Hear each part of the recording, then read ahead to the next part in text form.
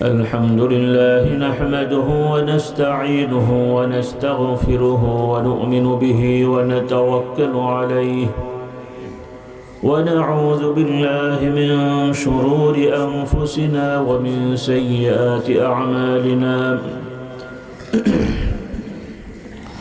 من يهده الله فلا مضل له ومن يضلله فلا هادي له وأشهد أن لا إله إلا الله وحده لا شريك له وأشهد أن محمدًا عبده ورسوله صلى الله عليه وعلى آله وأصحابه وبارك وسلم أما بعد فأعوذ بالله من الشيطان الرجيم بسم الله الرحمن الرحيم ما كان محمد أبا أحد من رجالكم ولكن رسول الله وخاتم النبيين وكان الله بكل شيء عليما يا أيها الذين آمنوا اذكروا الله ذكرا كثيرا وسبحوه بكرة وأصيلا 50তম বাৎসরিক ইসালে সওয়াব ওয়াজ মাহফিল। আজকে মজলিসে অনেক যুবকেরা আছো, কিশোররা আছো, বাচ্চারা, মাইকের আওয়াজ অনেক মা বোনরা শুনছেন, মোটামুটি ছাত্রছাত্রী অনেকেই আছো। আল্লাহ তাআলা তোমাদেরকে কবুল করুন। আমাদের বয়োজ্যেষ্ঠরাও আছেন, রাত বেশি হওয়ার কারণে অনেকে মনে হচ্ছে চলে গেছেন, তো আমাদের একটু খেয়াল রাখলে ভালো হয়, বেশি রাত না হলে, কারণ আগের মতন মানুষ সুযোগ দিতে পারে না। আগেকার সমাজে চাকুরিজীবী লোক কম ছিল, স্বাধীনতা ছিল, তো এখন অনেকেই চাকুরিজীবী, যার সকালে ডিউটি আছে সে তো আর 2-3টে পর্যন্ত 1টা পর্যন্ত বসে থাকার সুযোগ নেই তার। এই বাস্তবতাগুলো আমাদের একটু মনে রাখতে হয়। তবে এখন সবই শর্টকাট হয়ে গেছে, কেউ দীর্ঘ সময় থাকতে চায় না, আগেও আসতে চায় না, রাত হলেও থাকতে চায় না। এই জন্য আমাদেরকে ওভাবেই চেষ্টা করতে হবে আর কি। তো যারা আয়োজক তারা মনে করেন এত আয়োজন হলো, একটু ওয়াজ হোক, কিন্তু শ্রোতা তো অনেকেই 2 ঘন্টার বেশি খুব কম লোকই থাকে। তো যাই হোক, যারা উপস্থিত আছেন আল্লাহ তাআলার কাছে সাহায্য চাচ্ছি যে কথাগুলো আমাদের সকলের জন্য কল্যাণে আসবে। আল্লাহ তাআলা এমন কিছু কথা বলার তৌফিক দান করুন। প্রথমত, যে মজলিস হয়েছে এটা জাগতিক কোনো দলীয় সভা সমাবেশ সেমিনার নয়, এমনি সকলে আপনাদের লোক স্থানীয় ভাষায় ইসলামী জলসা জালসা ইত্যাদি আপনারা বলেন, কোনোটাই খারাপ বিষয় না। তবে এই আয়োজনের উদ্দেশ্য হলো ইসলাম শেখার ব্যবস্থাপনা, কোরআন হাদিস থেকে সাধারণ মানুষদেরকে দিক নির্দেশনা দেওয়া, এটাকেই ইসলামের ভাষায় ওয়াজ বলা হয়। আর আরবি ওয়াজ শব্দের অর্থ হলো উপদেশ, দিক পরামর্শ ইত্যাদি। আল্লাহ তাআলার পক্ষ থেকে পুরো কোরআনুল কারীমটাই সমগ্র মানব জাতি, শুধু না, মানুষ জিন সম্প্রদায় সবার জন্যই ওয়াজ। বলি আলহামদুলিল্লাহ। কারণ মানুষ আর জিনকে আল্লাহ তাআলা ইবাদতের নির্ধারিতভাবে সৃষ্টি করেছেন, ইবাদতের জন্যে। মানুষ আর জিন সম্প্রদায় এদেরকে সৃষ্টি করা হয়েছে, ইবাদত শেখানো হয়েছে যেন তারা ইবাদত করে। আর অন্যান্য যত সৃষ্টি তাদের কিন্তু ইবাদত না করে অথবা তাসবিহ তাহলিল না করার কোনো সুযোগ নেই, তারা এমনিই করে। যত সৃষ্টি আছে, কোনো পশুর মধ্যে মুমিন কাফের নেই, কোনো পশুর মধ্যে মুমিন কাফের 2টো শ্রেণী নেই, ফেরেশতাদের মধ্যে মুমিন কাফের 2টো শ্রেণী নেই, শুধু মানুষ আর জিন সম্প্রদায়ের মধ্যে 2টা শ্রেণী। কয়টা? মুমিন অথবা কাফের, আল্লাহর দল অথবা কার দল? যুবকরা বলো, আল্লাহর দল অথবা, তোমরা নাকি মাঝখানে একটা আছে আপনাদের দেশে, হ্যাঁ, ওটাও শয়তানের দল। আল্লাহর দল কারণ অনেকে আবার বলতে চায় না, মনে করে আল্লাহর দল হলে তো আবার কেমন যেন মৌলবাদী হয়ে গেল। হ্যাঁ, আবার শয়তানের দল শুনতেও তো আবার খারাপ লাগছে। এখন এরা আল্লাহরও হতে চায় না, শয়তানেরও নাম নিতে চায় না, মাঝখানে থাকতে চায়, কিন্তু থাকার সুযোগ নেই। যে আল্লাহর দল হতে চাইবে না সে যে নামেই নিজেকে বলুক না কেন, ঘুরে ফিরে কার দলে যাবে? কার দলে? শয়তানের দলে চলে যাবে। তা আমার এই বাচ্চারা, যুবকরা যারা আছো, কেউ যেতে চাও শয়তানের দলে? শয়তানি করলেও শয়তানের দলে যাবো না, কি বলবো? তাই তো, শয়তানি করবো ঠিকই, কিন্তু শয়তানের দলে যাব না, হলো তো কথা নাকি? শয়তানি করে আর দলে না যাওয়ার কোনো সুযোগ আছে? আল্লাহ আমাদের হেদায়েত দান করো। কারণ কোনো যুবককে যদি জিজ্ঞেস করা হয় যে দলেরই হোক, যে তুই শয়তানের দলের হবি, কেউ কি বলবে নাকি হবে? কিন্তু শয়তানি কিন্তু ছাড়বে না, শয়তানি ছাড়বে না। শয়তানি মানে খেলাধুলা না, সন্ত্রাসী, চাঁদাবাজি, বিড়ি খাওয়া, গাঁজা খাওয়া, এরপর আরও কী সব ট্যাবলেট ম্যাবলেট বের হয়েছে, আপনাদের গ্রামে মনে আসেনি? এসেছে না আসেনি? সতর্ক হতে হবে। অভিভাবক মহল, মেয়ে মহল, ছেলে মহল খুবই সাবধান হবেন। আমার ভাই বোনেরা খুবই সচেতন থাকবেন, কারণ আমাদের এই জাতিকে ধ্বংস করে দেওয়ার জন্য নানানমুখী পরিকল্পনা হয়ে গেছে। কোনো গ্রামও এখন নিরাপদ নেই। এজন্য সচেতন থাকতে হবে, আল্লাহর সাহায্য চাইতে হবে, আল্লাহর বিধান অনুযায়ী কাজ করে যেতে হবে। যে যতই ষড়যন্ত্র করুক, আমরা আশাবাদী ইনশাআল্লাহ আল্লাহর দিন মানলে আল্লাহ তাআলা আমাদেরকে হেদায়েতের পথে রাখবেনই, বলি আলহামদুলিল্লাহ। তো যাই হোক, পুরো কোরআনটা আল্লাহর পক্ষ থেকে ওয়াজ, বলি আলহামদুলিল্লাহ।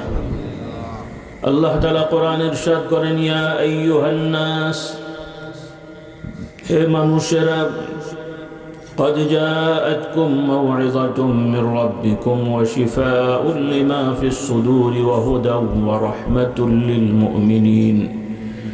আল্লাহ তাআলা বলছেন, তোমাদের প্রতিপালকের পক্ষ থেকে তোমাদের জন্য উত্তম উপদেশ চলে এসেছে, যার মধ্যে তোমাদের জন্য যত রোগ ব্যাধি আছে এর জন্য নিরাময়ক আছে এবং পথের দিশা আছে, হেদায়েত রয়েছে। বলুন সুবহানাল্লাহ।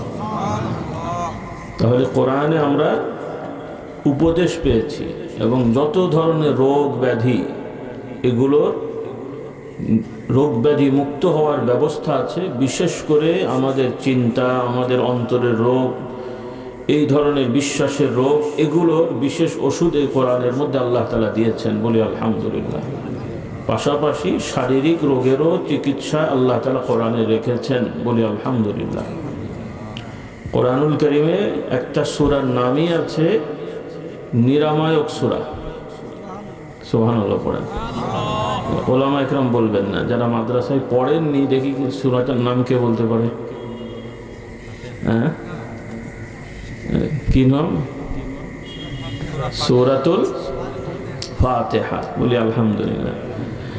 ফাতিহা তো আমরা এমনি বলছি, এটাই প্রচলিত বেশি। ফাতিহা মানে হলো যেটা দ্বারা শুরু হয়েছে, শুরুকারী সূরা আর কি, বা অধ্যায়। আর এই সূরার অনেকগুলো নাম রাসূলুল্লাহ সাল্লাল্লাহু আলাইহি ওয়াসাল্লাম থেকে আমরা শিখেছি, সাহাবায়ে কেরামকে তিনি বলেছেন। তার মধ্যে একটি নাম হলো সূরাতুশ শিফা। সূরাতুশ শিফা, আল্লাহ নবী সাহাবারা সাপে কামড়িয়েছে এই রকম রোগীকেও সূরা ফাতিহা পড়ে ঝাড়ফুঁক করে দিয়েছেন, আল্লাহ তাআলা তার কালামের বদৌলতে সুস্থ করে দিয়েছেন। সুবহানাল্লাহ। বিশ্বাস হলো? এই বুড়ো ভাইদের হয়েছে, কলেজের ছেলেগুলো হয়নি মনে হচ্ছে। ওরা মনে করে কি গাঁজাগুড়ি কথা বললো দেখি, নাউযুবিল্লাহ। কোনো হুজুর ভালো করেননি, কে ভালো করেছেন? আল্লাহ। আর কোরআন আল্লাহর কথা, কালাম। এই যে আমরা বলি না কালামুল্লাহ, কালাম মানে হলো কথা। পুরো কোরআনটাই আল্লাহ তাআলার সরাসরি কথা, বলুন সুবহানাল্লাহ। এটা আল্লাহ তাআলার একটা গুণ, সিফাত। তো কোরআন আল্লাহর কথা, তিনি তার কথার ওসিলায় তার বান্দাকে সুস্থ করে দিয়েছেন। তবে এই সুস্থতা পেতে হলে প্রথমত বিশ্বাস ঠিক থাকতে হবে। এটা কমলা লেবুর মতন না যে নাস্তিক খেলেও ভিটামিন পায়, তাহাজ্জুদ গুজার খেলেও ভিটামিন পায়, ও নিয়ত করা লাগে। কলা নাস্তিক খেলেও তার মধ্যে ক্যালসিয়াম আসবে, আর তাহাজ্জুদ গুজার খেলেও তার মধ্যে ক্যালসিয়াম আসবে। তবে নাস্তিকের মধ্যে কম আর হুজুরের মধ্যে বেশি হবে এরকম কি? এটা কমন জিনিস।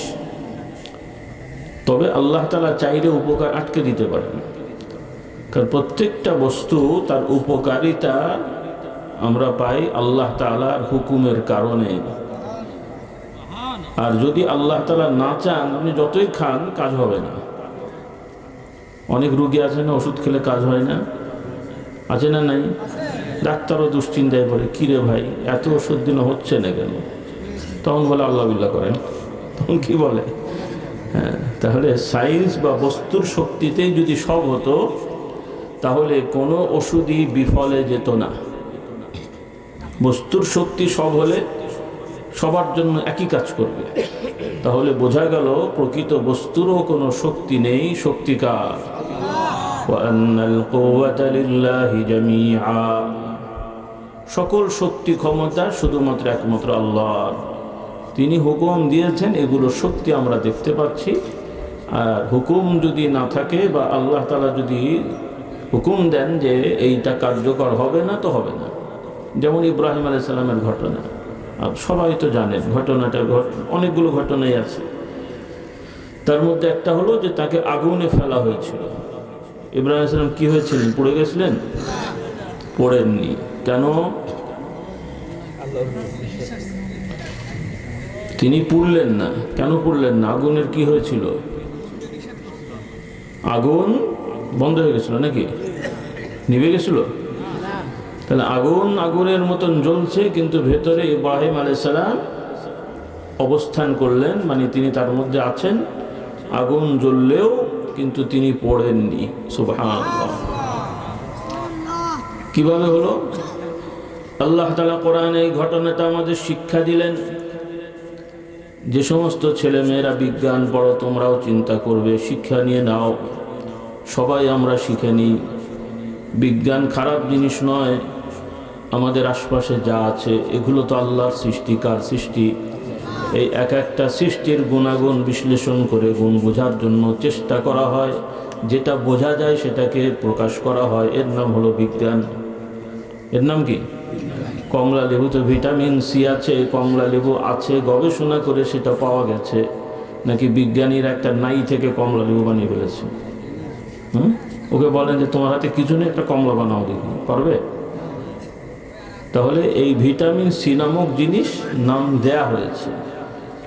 ও দেওয়ার আগেই ছিল, আমরা উপলব্ধি করে একটা নাম দিলাম আর কি। আমরা ছেলে মেয়ের নাম রাখি, তো আমরা নাম রাখি বলে কেউ ছেলে নাকি আগে থেকেই ছেলে? আগে থেকেই ছেলে, একটা নাম রেখেছেন আর কি।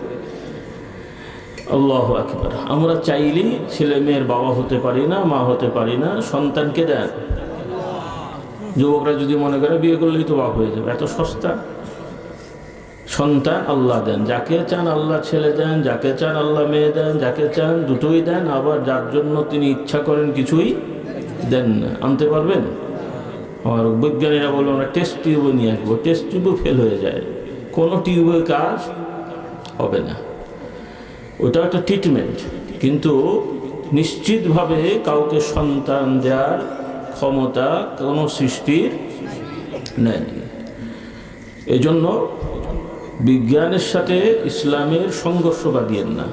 বিশেষ করে আমার যুবক যুবতী ছেলে মেয়েরা, শিক্ষার্থী যারা এবং কিছু শিক্ষক শিক্ষিকাবৃন্দ আছেন যারা ইসলাম শেখেন না, শুধু গতানুগতিক কিছু বই পুস্তক পড়েছেন। আপনারা মনে করেন যে বিজ্ঞান অনেক বিশাল ব্যাপার স্যাপার। কোনোটাই খারাপ আমি বলছি না, কিন্তু বিজ্ঞান পরিবর্তনশীল। কারণ এই জগৎ পরিবর্তনশীল, বস্তুও পরিবর্তনশীল। পরিবর্তন হলে তার গুণ পাল্টাবে, পাল্টালে থিওরিও পাল্টাবে। মেডিকেল সায়েন্স, স্বাস্থ্যবিজ্ঞান, 100 বছর আগেকার থিওরি আর এখনকার থিওরি সব এক নেই, পাল্টে গেছে। এভাবে প্রত্যেকটা বিষয়। কৃষিবিদ্যা, কৃষি ইনস্টিটিউট, উদ্ভিদ বিজ্ঞানে দেখবেন আগেকার থিওরি এখন চেঞ্জ হয়ে গেছে। প্রত্যেকটা জিনিস, এটা দোষ না, কারণ জিনিস পাল্টেছে তো সিস্টেম পাল্টাবে। কে পাল্টিয়েছেন? এগুলো পাল্টালেন কে? আল্লাহ তাআলা বলছেন ওয়ায়াখলুকু মা লা তা'লামুন। আল্লাহ তাআলা এমন এমন জিনিস সৃষ্টি করেন যেগুলো তোমরা কেউ জানো না। সুবহানাল্লাহ। এক করোনা 3 বছরে কতবার ভ্যাকসিন বের হলো, কত চেঞ্জ হলো।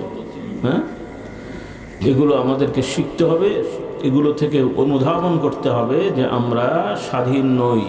কি নই? স্বাধীন না, যা খুশি তা করতে পারি না আমরা। আল্লাহ তাআলা আমাদের হেদায়েত দান করুন।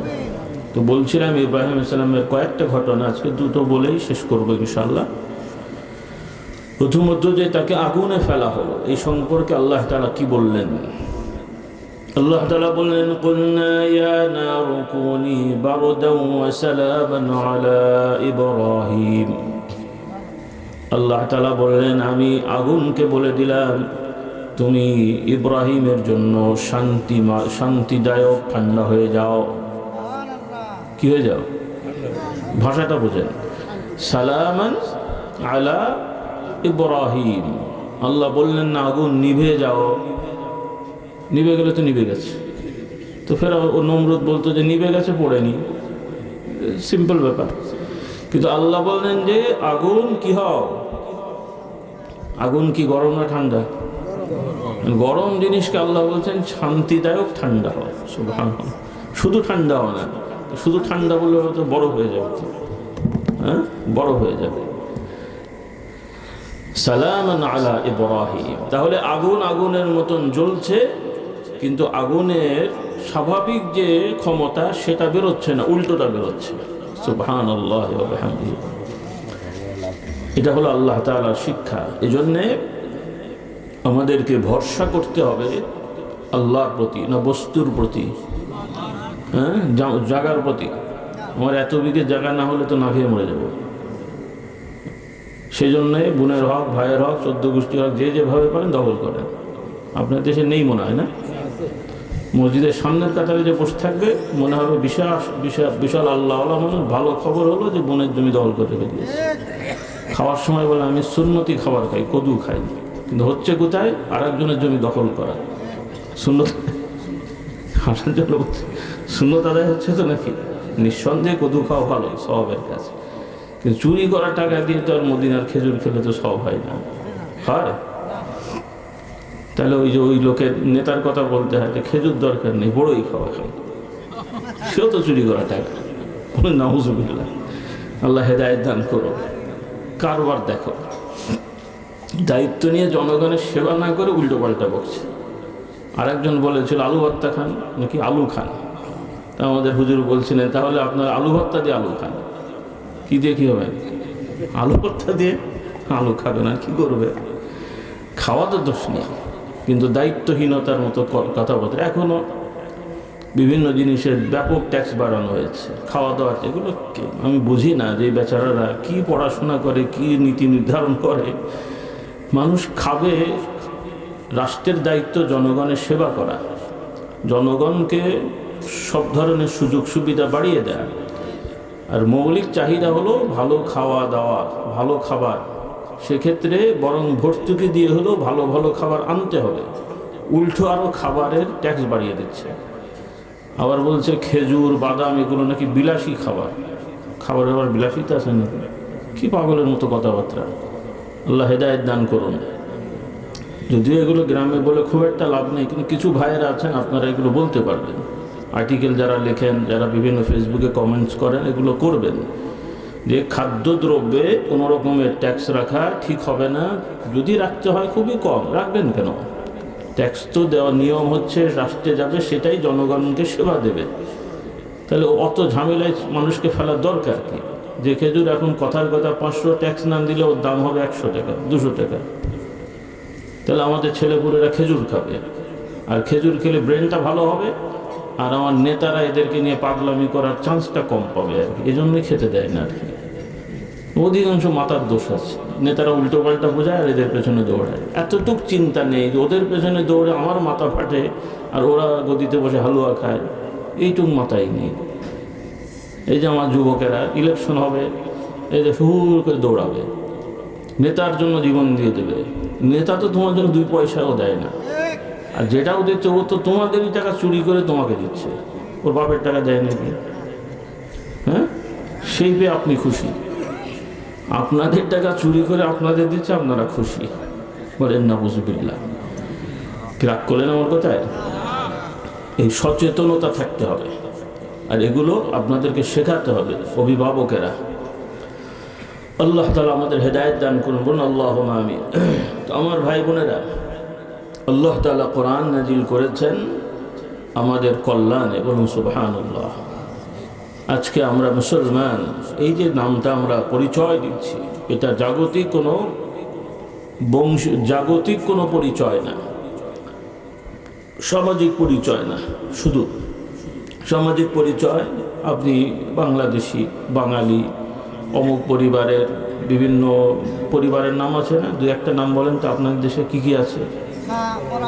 খা, পরামানিক, খন্দকার, শেখ, ইত্যাদি ইত্যাদি।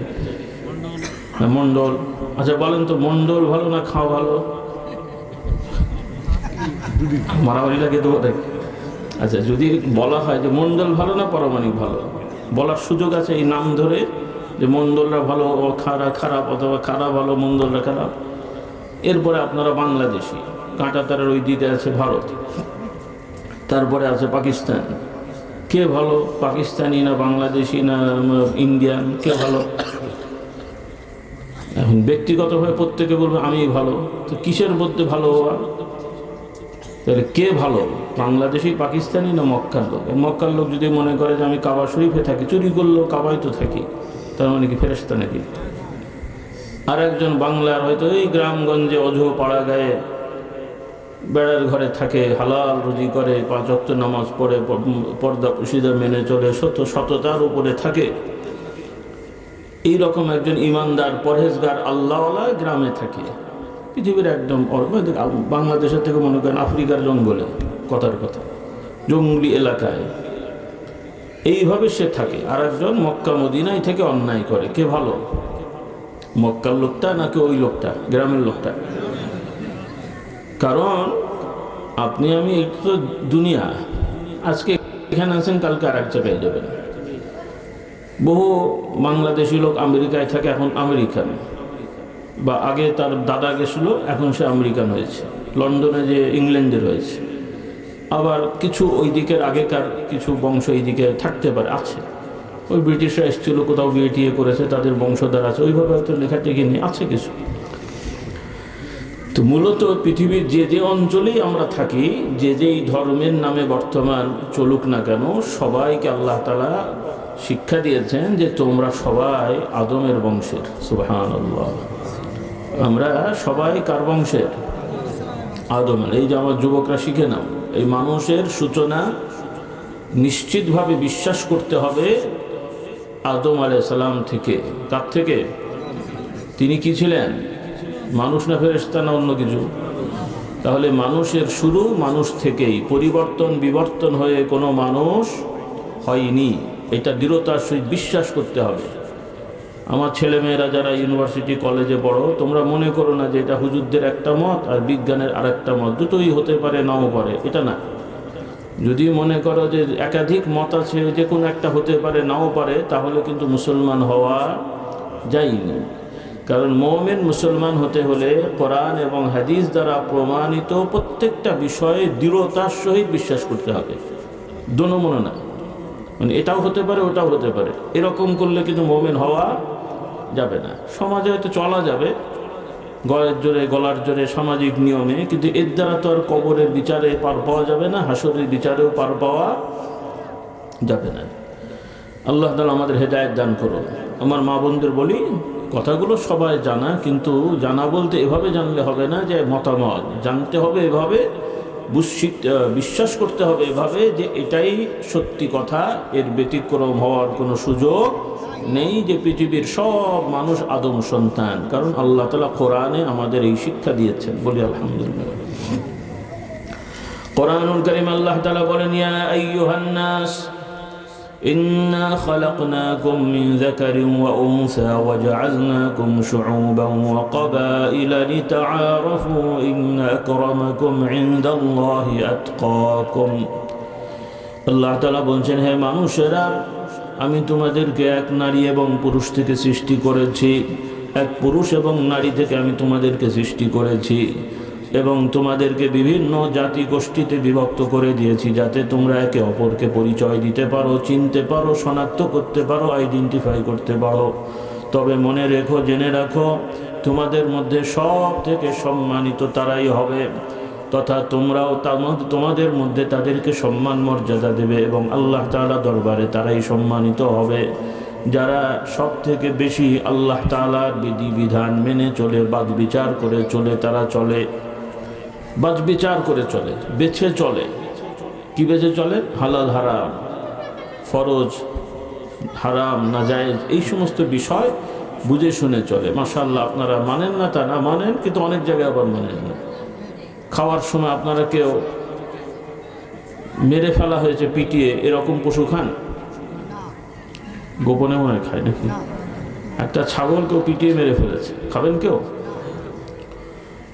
এরপরে একজন বিসমিল্লাহ বলেনি, অমুসলিম জবাই করেছে, খাবেন? জানতে পারলে খাওয়া যাবে না, কারণ জবাই হতে হবে কার নামে? আল্লাহর নামে। আবার ওই জিনিসটা হালাল হতে হবে। এখন যদি কোনো হারাম পশু বিসমিল্লাহ বলে জবাই করে, হবে নাকি? আচ্ছা, ওটা কি হবে? হারামই থাকবে। তাহলে সব জায়গায় বিসমিল্লাহ লাগালেও হালাল হবে না। আবার হালাল পশুও যদি অমুসলিম মেরে ফেলে, বিশেষ করে যারা অন্য ধর্ম, মানে সনাতন ধর্ম অবলম্বন, এরা অনেক সময় পাঁঠা মাঠা ছাগল টাগল খায়, গরু না খেলেও এগুলো খায় আর কি। তো যাই হোক, তারা এগুলো খায়।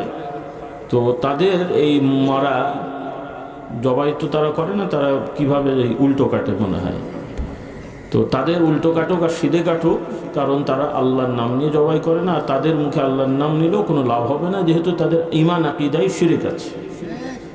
আল্লাহ তাআলা আমাদের বুঝদান করুন। তাহলে আপনারা এগুলো খাবেন না। কেউ কি শুয়োর খাবেন? শুয়োর খাবেন না, খানো না, আলহামদুলিল্লাহ, নাকি বলেন? আর গোপনে চলছে না তো, ছাগলের দাম বেড়ে গেছে, একটু চলুক, তাই চালানো। এই দেশে কী না চালিয়েছে রে ভাই। কয়েক বছর আগে ধরা পড়েছিল না কোন ওই ফেরি ঘাটগুলোতে, শিয়ালের গোস্ত, কুকুরের গোস্ত ছাগল বলে চালিয়ে দিয়েছে। কী অবস্থা দেখেন। আল্লাহ আমাদের হেদায়েত দান করবেন।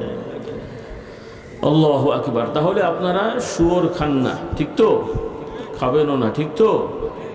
কিন্তু সমাজে সুদ খায় না? আপনার দেশে নেই মনে হয়, হ্যাঁ? শুধু ব্যাংকের সুদ খায় না, আরও সুদ আছে। কি কি নাম বলেন তো দু একটা? কি কি সুদ আছে? সমিতির, এরপরে কি টাকা খাটানো, অনেকে ব্যক্তিগত টাকা খাটায়, অনেকে সমিতি করে সুদ খাটায়। নেই আছে? নেই মনে হয়। এটা অনেক গুনাহ কম। আল্লাহ হিদায়াত দান করুন। আমার ভাই বোনেরা, তওবা করে ফেলেন যারা এই সমিতি করে টাকা দিয়ে সুদ নেন অথবা ব্যক্তি টাকা খাটিয়ে সুদ নেন। বিশ্বাস করেন এগুলো শুয়োর কুত্তা খাওয়ার থেকেও জঘন্য গুনাহ। বলেন নাউযুবিল্লাহ। আল্লাহ আমাদের হেদায়েত দান করুন। তাহলে এই রকম হারাম থেকে বেঁচে বেঁচে চলা, পর্দা পুশিদা মেনটেন করা। পর্দা কি শুধু বাইরে গেলে একটা বোরখা পরে ফেললেন কালো মহিলারা, এতটুকু পর্দা না, কিছু নিয়ম আছে। আপনারা সুযোগ পেলে দু একটা বই নিয়ে যান, মহিলারা নিয়ে যান, কারণ এমনি রাত হয়ে গেছে, আর বেশি কথা বলার তো এখন সুযোগ নেই। আর বললেও আপনারা, আমি বলবো, এক শুনবেন, আর এমনি চোখ সব ঝিমঝিম করছে, কাজে মশলা উল্টো পাল্টা হয়ে যায়। আমি দেখেছি অনেক সময়, কারণ রাত 12টা 1টার পরে আলোচনাও দু এক জায়গায় করেছি, সব জায়গায় তো করতে হয় মাঝে মাঝে। তো দেখি যে সাইড এফেক্ট হয় না। আমি বলি এক, ওরা বোঝে এক। তুই ওয়াজ করা তারও রিস্কি, কোথায় আবার মারধর খাওয়া লাগবে নাকি উল্টো বুঝলে, কি বুঝলেন? তো আলহামদুলিল্লাহ আমাদের একটা মর্যাদা আছে, ওই পর্যায়ে যায় না আর কি। মাঝে মাঝে দু এক হুজুর তো খাচ্ছেও দেখি। আল্লাহ আমাদের সঠিক বুঝদান করুন। তো এই জন্য সতর্ক হতে হবে। তো আল্লাহ আমাদের হেদায়েত দান করুন। তো মা বোনদের বলি, পর্দা শুধু মহিলাদের না, আপনার আমার পর্দা আছে না? নেই। এই পুরুষরা অনেক সময় আত্মীয়র বাড়িতে এই ডেকে টুকে যে রান্নাঘরে বসে পড়লো, এই রোগ নেই মনে আপনাদের? খবরদার, যতই আত্মীয় হোক, যারা আপনার গায়রে মাহরাম, অর্থাৎ যে সমস্ত মহিলাদের সাথে বিবাহ শাদী বৈধ, এই ধরনের মহিলাদের সাথে গল্প করা, আড্ডা দেওয়া, তারা স্বাভাবিক পোশাকে পরে থাকলে সেই অবস্থায় তাদের সাথে দেখা করা, এগুলো পুরুষের জন্য কবিরা গুনাহ। শুধু মহিলা বেরোলে পর্দা বোরখা পরবে তা না, আপনিও এই ধরনের মহিলার সামনে যাবেন না। কারো বাড়িতে গেলে এই ধরনের মহিলার সামনে কি যাওয়া যাবে না। কারণ ওই বসার ঘরে বসেন, ওনারা এসে নাস্তা দেন, গল্প করেন, ভাবি টাবি হাবি যাবি বলে বিভিন্ন রকমের, শুধু সাধারণ কেন হুজুরদের বাড়িতেও আছে ইদানিং দেখি। কারণ অনেক আলেমুল আমাদের বাড়িতেও সঠিক পর্দা নেই, ইসলামের পর্দা নেই, ওই সামাজিক পর্দা আছে আর কি, হুজুরের বই একটু বোরকা পড়ে আর কি। তো এগুলো চলবে না, যেটা হারাম সবার জন্যই হারাম। রাসূলুল্লাহ সাল্লাল্লাহু আলাইহি ওয়াসাল্লামের থেকে আমাদের নজর কি পাক হয়ে গেছে? তো আল্লাহ রসুল সাল্লাল্লাহু আলাইহি ওয়াসাল্লাম নিজের শালী স্ত্রীর বোন উম্মুল মুমিনিন আয়েশা রাদিয়াল্লাহু তাআলা আনহার ছোট বোন, তিনি ছোটবেলায় আসতেন আগে, স্বাভাবিকভাবে যখন একটু বড় হয়েছেন আগের অভ্যাস অনুযায়ী সামনে চলে এসেছেন। রাসূলুল্লাহ সাল্লাল্লাহু আলাইহি ওয়াসাল্লাম মুখটা এইদিকে ফিরে বলছেন, তুমি আর আমার সামনে এভাবে এসো না, তুমি এখন বড় হয়ে গেছো। সুবহানাল্লাহ। রাসূলুল্লাহ সাল্লাল্লাহু আলাইহি ওয়াসাল্লাম নিজের শালী অত বড় হয় নাই, ইসলামের নিয়মে সাবালিকা হয়ে গেছেন। রাসূলুল্লাহ শুধু এমনি তাকিয়ে বললেন না চলে যাও, মুখটা সরিয়ে দিয়ে বললেন তুমি আর এভাবে এসো না, কারণ তুমি বড় হয়ে গেছো। যদি দরকার হয় তাহলে পুরো শরীর মাথা ঢেকে ঘুমটা দিয়ে তারপরে এসে কথা বলবে। সুবহানাল্লাহ বলেন। তাহলে এই পর্দাটা সবার জন্য ফরজ, এমন না যে ইমাম সাহেব হুজুরের বউ মেয়েদের জন্য ফরজ, আপনাদের জন্য নাই মনে হয়? হ্যাঁ, সবার জন্য এগুলো ফরজ। এবং আমার মেয়েরা যারা পড়াশোনা করো, আপনাদের মেয়েরা যারা পড়াশোনা করে এই বিষয়গুলো খেয়াল রাখবেন, কারণ হালাল হারাম ঠিক না হলে নফল দিয়ে বাবা পার পাওয়া যায় না। আপনি মাথায় টুপি দিয়ে ঘুরলেন কিন্তু আপনার বউ ফরজ পর্দা করলো না, আপনার মেয়েকে সূরা কেরাত ঠিক মতো শেখাননি। এখন পর্যন্ত এত প্রতিষ্ঠান হলেও সাধারণ স্কুল কলেজ তো বাদ দিলাম, অনেক মাদ্রাসার ছেলেরাও সহি করে সূরা ফাতিহা পড়তে পারে না। কি একটা ভয়ঙ্কর অবস্থা বলেন। শুধু 1-2 ছেলে না, 9-10 ছেলে 9-10 বছর ধরে মাদ্রাসায় পড়ে সূরা ফাতিহাও শুদ্ধ হয়নি। তাহলে কি করলো এতদিন ধরে? এই যে আমাদের একটা ধস, এটা থেকে বের হয়ে আসতে হবে, দায়িত্বশীলদের মনোযোগী হতে হবে। কারণ এটাকে হালকা করে দেখলে কিন্তু আল্লাহর কাছে আমরা দায়ী হয়ে যাব। কারণ মানুষ আমাদেরকে ভালোবাসে, ভক্তি করে, আমাদের প্রতি আস্থা রেখে এই সন্তানদেরকে মাদ্রাসায় দিয়েছে। তারা চায় যে তাদের সন্তানেরা যেন আল্লাহওয়ালা হোক, এজন্যই তো মাদ্রাসায় দেয়। নাহলে মাদ্রাসায় দিল কেন? স্কুল তো আছে পাশে, স্কুলেও তো বাংলা ইংরেজি পড়ানো হয়, মাদ্রাসা তো হয়। তাহলে তারা স্কুলে না দিয়ে মাদ্রাসায় দিল, যে এই সন্তানদের, এই ছেলে মেয়েদের বাবা মার আকাঙ্ক্ষা যে আমাদের ছেলে মেয়েটা যেন দিনদার হয়, পরেশগার হয়, জান্নাতি হতে পারে। আকাঙ্ক্ষা যে আমাদের ছেলে মেয়েরা জান্নাতি হলে আমরা অনেক ভুল করেছি, অন্যায় করেছি, পারিনি, হয়তো এদের ওসিলা আল্লাহ নাজাত দেবে, এই আকীদা আছে না তাদের। তো সেখানে যদি আমাদের দায়িত্ব অবহেলা হয়, আল্লাহ তাআলার দরবারে কৈফিয়ত দিতে হবে কিনা? আমরা দায়িত্ব পালন করলাম, এরপরে হলো না, সেটার জন্য আল্লাহর কাছে কোনো জবাব দিতে হবে না। কারণ নবীরাও দায়িত্ব পালন করেছেন, তাদের কোনো কোনো নবীর বউরাও কথা শোনেনি, আছে না? দু একজনের নাম বলেন তো কোন নবীর? নূহ আলাইহিস সালাম, লূত আলাইহিস সালাম, এই 2 নবী বিশেষভাবে কোরআনে বলা হয়েছে। তারা তো দায়িত্ব পালন করেছেন। নবী তো আর এমন না যে দায়িত্ব পালন করেননি, নাউজুবিল্লাহ। কোনো নবী তো এরকম হতে পারেন না। ওনারা তো সরকারি চাকরি করেন না। আমরা যেমন সরকারি চাকরি করে ক্লাস না করেও সই করে দিয়ে চলে আসি, আপনার দেশে নেই মনে হয়? হ্যাঁ, ক্লাস টাইম 9টা 10টা, গেলাম 11টা, কিন্তু লেখার সময় লিখেছি 9টা 10টা। নেই মনে হয় আপনাদের দেশে? কী অবস্থা দেখেন। আল্লাহ আমাদের হেদায়েত দান করুন। কেউ দেখছে না, না? ফেরেশতারা তো দেখতে পায়নি, নাউজুবিল্লাহ। আল্লাহ তাআলা আমাদের হেদায়েত দিন। এই জিনিসগুলো খেয়াল রাখতে হবে, কারণ আমাদের খাবারে যদি হারাম ঢুকে যায়, হারাম মানে তো শুধু কুকুর বিড়াল না, আমাদের ডিউটি ফাঁকি দিলেও ওই বেতনের মধ্যে হারাম ঢোকে। ব্যবসা করতে যেও যদি আমরা কোয়ালিটি কোয়ান্টিটি মেনটেন না করে এক বলে আরেক দিই, তাহলে সেখানেও কি ঢোকে? হারাম ঢোকে। এই যে এখন জিনিসের দাম অতিরঞ্জিত বেড়ে যাচ্ছে, এখানেও কিন্তু হারাম ঢুকছে। কারণ লাভ করতে হবে, ব্যবসা করলে বেতন লাভ হবে, ব্যবসা হবে কেমন করে? কিন্তু অতিরঞ্জিত লাভ, লাভের নামে অতিরিক্ত, যেটা মানুষের জন্য সহনশীল নয় বা ক্ষতিকারক, কষ্টদায়ক, এই ধরনের লাভ করলে ওই লাভটা লাভ না, ওইটা তখন এক ধরনের ছিনতাই বা ডাকাতি হয়, নাউজুবিল্লাহ। এই জন্যে যদিও এইরকম লোক এখানে হয়তো নাই, তবে কনসেপশনটা আপনাদের ক্লিয়ার থাকা উচিত যে ব্যবসার নামে যা খুশি তাই লাভ করবেন, সব ক্ষেত্রে এটা না। দু একটা ক্ষেত্রে কিছু লাভ সেটা হতে পারে, বিলাসী পণ্যের জন্য হতে পারে, কিন্তু নিত্য প্রয়োজনীয় পণ্যে মানুষের কষ্ট হবে এই ধরনের করে লাভ করলে এটা হারাম হয়। কি হয়? হারাম হয়। আল্লাহ তাআলা আমাদের হেদায়েত দান করুন। তো এই বিষয়গুলো খেয়াল রাখতে হবে, কারণ হারাম খাওয়া ভিতরে ঢুকলে আমরা তো ইবাদত করবই, পবিত্রতা থাকছে না। যেমন আপনি অজু করার সময় মুখ ধুলেন, হাত ধুলেন, মাথা মাসে করলেন পাক পানি দিয়ে, আর পাটা ধুলেন না পাক পানি দিয়ে, অজু হলো তো নাকি? কারণ বেশিরভাগই তো পাক হয়েছে, একটু নাই না পাক হয়েছে। এরকম মশলা শুনবেন? কেউ কি বলবে যে আপনার অজু হয়েছে? তাহলে পুরো অজুটাই হতে হবে কি পানি দিয়ে? পাক পবিত্র পানি দিয়ে। তাহলে আমরা খাওয়া দাওয়ার ক্ষেত্রে হারাম খেয়ে ফেললাম, আর শক্তি তো যেটাই খাই আমাদের শরীরে তো শক্তি আসবেই, আর ওই শক্তি নিয়ে আমি নামাজ পড়লাম, ওই শক্তি নিয়ে হজে যে যা করার করলাম, কিন্তু আমার খাওয়ার মধ্যে হারাম ঢুকে গেল, টাকা নিয়ে গেলাম, হারাম টাকা নিয়ে গেলাম, মিক্সড আর কি, তাহলে কবুল হবে না। আল্লাহ তাআলা আমাদের হেদায়েত দান করুন। মাশাআল্লাহ, আপনারা কিছুটা গ্রাম্য পরিবেশের মানুষ, অথবা অবসরতা আছে অনেকেরই, যে যেখানেই থাকেন একটু সকালে আমল করেন। পুরুষেরা, মা বোনরা বাড়িতে করেন। রাসূলুল্লাহ সাল্লাল্লাহু আলাইহি ওয়াসাল্লাম বলেন, যে ব্যক্তি ফজরের নামাজ জামাতে পড়বে, এরপরে মসজিদে বসে থেকে কিবলামুখী হয়ে আসন দিয়ে বসে জিকির আজকার করবে, তাসবিহ তাহলিল পড়বে, এরপরে সূর্য উঠে গেলে 2 রাকাত বা 4 রাকাত সালাত আদায় করবে, আল্লাহ তাআলা এই আমলের ওসিলায় তার নামায় আমলে পূর্ণাঙ্গ একটা হজ এবং উমরার সওয়াব আল্লাহ তাআলা দান করবেন। বিশ্বাস হলো সবার? বুড়ো ভাইদের হলো, যুবকগুলোর কেমন কেমন লাগছে আর কি, যে এত সব কেমন করে হয় নাকি? বাবা তোমার আব্বা তো আর দেবে না, কে দেবেন? বলি আলহামদুলিল্লাহ, আল্লাহর কাছে কম আছে।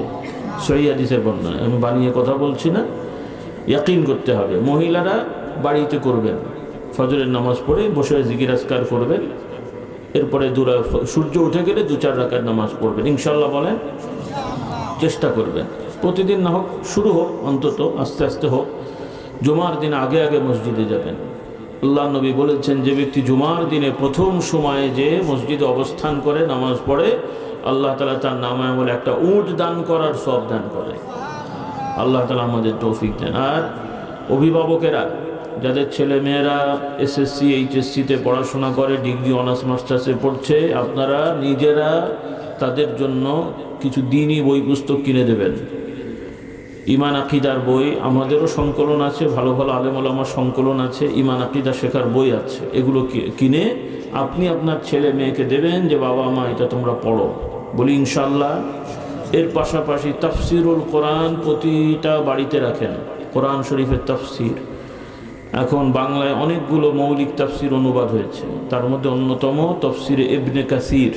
নাম বলেন? তাফসিরে ইবনে কাসির, এটা হলে সব থেকে ভালো। এটা কেনার সুযোগ না থাকলে আরেকটা আছে তাফসিরে মাআরিফুল কোরআন, আরেকটা আছে তাওজিহুল কোরআন। এই তিনটের যে কোনো একটা হলেই যথেষ্ট, আর বেশি দরকার নেই। আল্লাহ আমাদেরকে বুঝদান করুন। এই কিতাবগুলো রাখবেন, পড়াবেন ছেলে মেয়েদেরকে, আল্লাহ তাআলা তৌফিক দেন, বলুন আল্লাহুম্মা আমিন।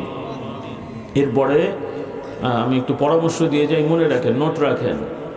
নিজের নিয়মিত গবেষণা পড়াশোনার জন্য 4-5টা সাবজেক্ট রাখেন। কোরআনের তাফসির, রাসূলুল্লাহ সাল্লাল্লাহু আলাইহি ওয়াসাল্লামের হাদিসের গ্রন্থ, তার মধ্যে অন্যতম রিয়াদুস সালিহিন, মিশকাতুল মাসাবি, ফাজাইলে আমল, এগুলো সাধারণ মানুষের জন্য বেশি উপযোগী।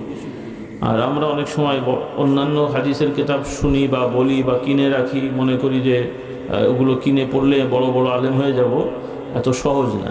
বুখারী, মুসলিম, তিরমিজি, এগুলো যারা এমনি সাধারণ আপনারা আছেন, হঠাৎ করে ওগুলো কিনে এক পাশ থেকে পড়বেন আর অনেক কিছু শিখে ফেলবেন, এটা কিন্তু হবে না। কারণ ওগুলো পড়ে বোঝার মতন একটা অভিজ্ঞতা বা একটা যোগ্যতা লাগে। এই বাঁশের খুঁটি দিয়ে এখানে প্যান্ডেল করা হয়েছে, তো বাঁশের খুঁটির উপর ছাদ দেওয়া যায় তো হবে না? কি অসুবিধা কি? আর যদি কেউ দেয়, ওর তলায় কে যাবে? যাবেন কেউ? যে কোনো মতো মাথায় পড়বে। তাহলে সব জায়গায় সব চলে না। বাঁশের খুঁটির উপরে ছাদ হয় না। ছাদ দিতে গেলে মোটামুটি পাকা পিলার অথবা মোটা তাজা পিলার দিতে হবে। ছাদ ভালো জিনিস, কিন্তু আগে ফাউন্ডেশন লাগতে হবে। ওইভাবে ধারাবাহিক বুখারী, মুসলিম, তিরমিজি আপনি অনুবাদ করে বুঝে ফেলবেন আর শিখে ফেলবেন, পূর্ব কোনো অভিজ্ঞতা নাই বা ফাউন্ডেশন নেই, এটা হয় না। আসলে এই বিষয়গুলো আপনাদের বুঝতে হয়।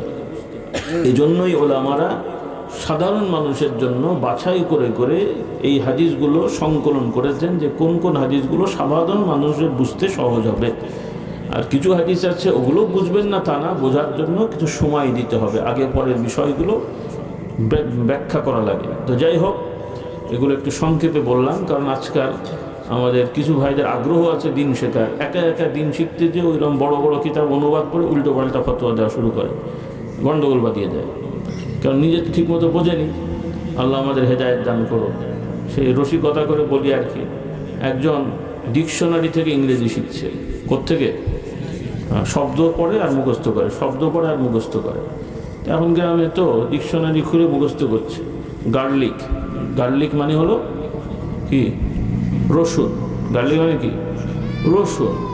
এখন ও হঠাৎ করে দেখেছে তো, ভালো করে দেখতে পাইনি। ও দেখেছে বসুন, রটা আর ভালো করে বোঝেনি, মুখস্থ। একবার দেখেছে, মনে করেছে বসুন, মুখস্থ করেছে গার্লিক মানে বসুন, গার্লিক মানে বসুন, গার্লিক মানে বসুন। পণ্ডিত, এখন সরকারি অফিসার এসছে, ওয়েলকাম স্যার, গার্লিক স্যার। কি বুঝলেন? ওয়েলকাম স্যার মানে তাকে স্বাগত জানিয়ে বলছে গার্লিক স্যার। খুব একটা হাঁ করে আছে, কি বলে গার্লিক স্যার? তো কী বলেন আপনি? Garlic sir, garlic sir. বলে গার্লিক স্যার মানে মানে আপনি বসেন। তো গার্লিক মানে বসেন হলো কোত্থেকে? ওটা কি ছিল? রসুন। ও বানিয়ে ফেললো কি? বসুন। কারণ আমাদের ওইরকম ইংরেজি আর কি। তো আমাদের এই সমস্ত যুবকেরা হাদিস কোরআনের খাবলা দিয়ে আয়াত অনুবাদ করে উল্টো পাল্টা বলে আর কি। তো কদিন আগেই এক জায়গায় আমার সঙ্গী সে বলছিল, আমি শুনিনি অবশ্য, কোনো এক বক্তা সাহেব আয়াতও ভুল পড়েছে, অনুবাদও আরেকটা করছে। আয়াত পড়েছে এক, অনুবাদ করছে আর এক।